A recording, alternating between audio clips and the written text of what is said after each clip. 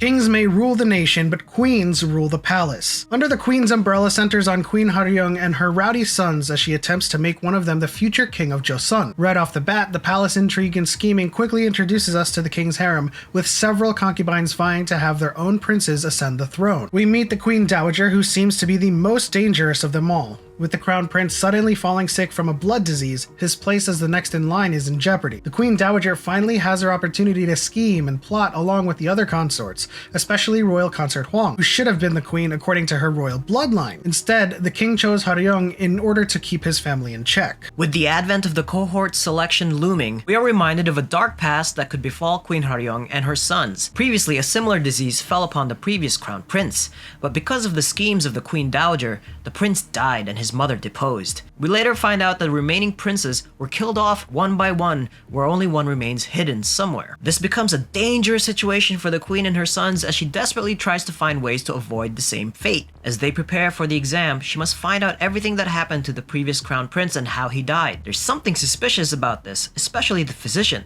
Is he hiding something? Was he involved in the previous crown prince's death to begin with? To complicate matters further, Grand Prince Gisung seems to be hiding a secret of his own. As the second episode ends, we see him applying makeup to his face and is found out by royal consort Guin Go. This could have dire consequences for the queen and the grand princes. How in the world will they be able to move on from this? Sunday fam, it's time to return to the world of political intrigue and maneuvering as queens and consorts and dowagers and all kinds of titles here and there that I'm not remembering vie for power in the kingdom of Joseon, I guess. Yeah, this is very typical in terms of many Chinese dramas that I watch. There's usually like an arc where it involves the harem and there's all of these like political scheming and vying for like top spots in some of these instances. I really appreciate how the second episode, especially towards the end, how they didn't back off on just kind of like this gender identity topic. Prince is, you know, messing around with makeup and that's who he is, and that's going to create some kind of chaos moving along and seeing how that's going to unfold.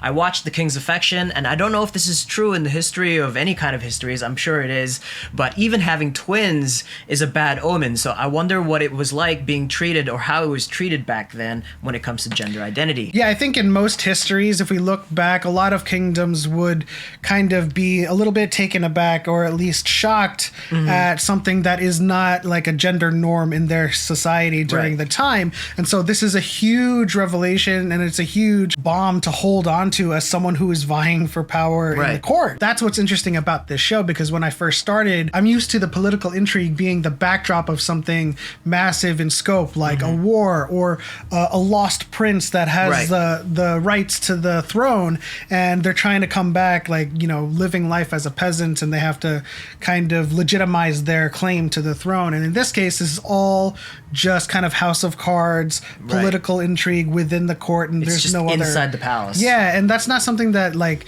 kind of appeals to me. I like, you know, My Country, or those period dramas where the intrigue happens, where there's a massive like conflict. Or Alchemy of Souls. Yeah, Alchemy of Souls is another great example.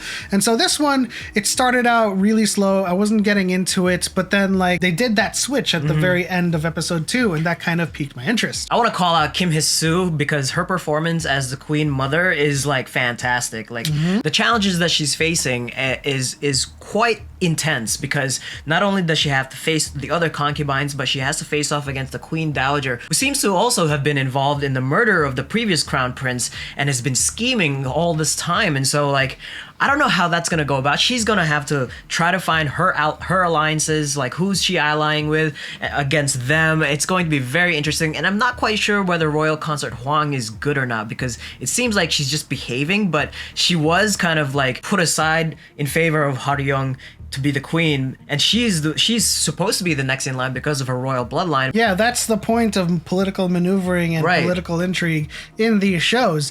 Not all things go according to plan. You know, you have your line of succession, and then something happens in the court where that line is broken or it's usurped. It'll be interesting to see how the queen mother kind of navigates this treacherous landscape, especially when all of the grand princes want nothing to do with all of this mess except for Song Nam, who knew the crown prince from a young age, knew that they were brothers, and you know, at this point in the timeline, he's asking him to become his consort, and so he runs and he rushes to get his name into the exam at the last minute. I think that's going to be one of my early predictions into the next episode is I think he's going to be selected. Well, there was a point where the teacher said there's one of them that could stand out, and I think that's Songnam. And she probably thought it was the Crown Prince, but it's got to be Songnam. Yeah. So I think he's going to be selected. I think it's going to be pretty crazy in episode 3 too, because the Queen is going to confront Prince Gasung, really kind of just like, what's going on with your gender identity, and like how are they going to keep that